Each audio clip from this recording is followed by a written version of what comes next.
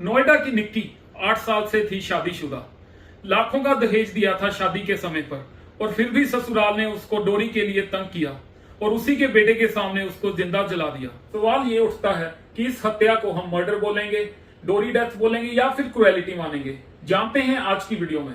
अगर किसी को जानबूझकर इरादे से यानी कि इंटेंशनली मारा जाए तो उसे हम मर्डर कहेंगे। जैसे कि पति पत्नी के ऊपर पेट्रोल डालकर कहे कि आज मैं तुझे खत्म कर दूंगा और उसको जला दे, इसे हम मर्डर मानेंगे और ये बीएनएस के यानी कि भारतीय न्याय संहिता के सेक्शन 101 के अंडर पनिशेबल है और इसके अंदर डेथ पेनल्टी और लाइफ इम्प्रिजनमेंट का प्रावधान है।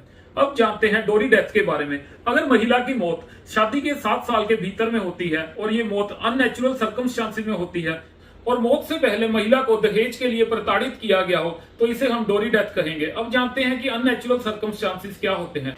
अननेचुरल सर्कमस्टांसेस जैसे आग लगकर मौत हो जाना या फांसी लगाना, जहर खाना या फिर किसी रहस्यमयी तरीके से औरत की मौत हो जाना। डोरी डेथ में मारने की इंटेंशन प्रूव करना जरूरी नहीं होता। ये भारतीय न्याय संहिता के सेक्शन 80 के अंदर आता है और इसमें 7 साल से लेकर उम्र कैद तक का प्रावधान है। अब जानते हैं क्रुएलिटी के बारे में, जो कि बीएनएस के सेक्शन 86 के अंडर पनिशेबल है।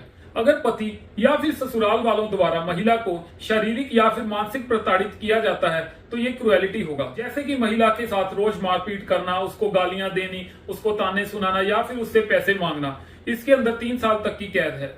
भारतीय साक्ष्य अधिनियम का सेक्शन 118 ये प्रिजम्पशन रेज करता है कि अगर महिला की मौत शादी के 7 साल के भीतर हो जाती है और शादी के पहले उसको डोरी के लिए प्रताड़ित किया जाता है तो ये माना जाएगा कि उसकी मौत के लिए उसका पति या फिर उसके ससुराल वाले ही जिम्मेदार हैं। यानी कि अपने आप को बेकसूर साबित करने का बर्डन हस्बैंड या फिर ससुराल वालों के ऊपर शिफ्ट हो जाएगा। Baijnath versus state of Madhya Pradesh 2017 में सुप्रीम कोर्ट ने कहा था 118 सेक्शन की प्रिजम्पशन तभी लगेगी अगर क्रुएलिटी और डोरी डिमांड कोर्ट में साबित हो जाते हैं। अब इसको निक्की के केस के साथ कनेक्ट करके देखते हैं।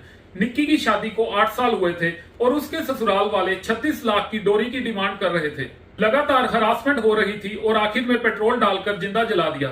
इस केस में तीनों सेक्शन लग सकते हैं, क्रुएलिटी भी, मर्डर भी और डोरी डेथ भी। अब बड़ा सवाल कि अगर तीनों चार्जेस लग गए हैं तो सजा किसमें होगी। अगर मर्डर प्रूव हो गया तो सबसे बड़ी सजा डेथ पेनल्टी या फिर लाइफ इम्प्रिजनमेंट होगी। अगर मर्डर प्रूव नहीं होता लेकिन हरासमेंट, डोरी की डिमांड और अननेचुरल सर्कमस्टांसेस में डेथ प्रूव हो जाती है तो इसमें डोरी डेथ के अंदर सजा मिलेगी।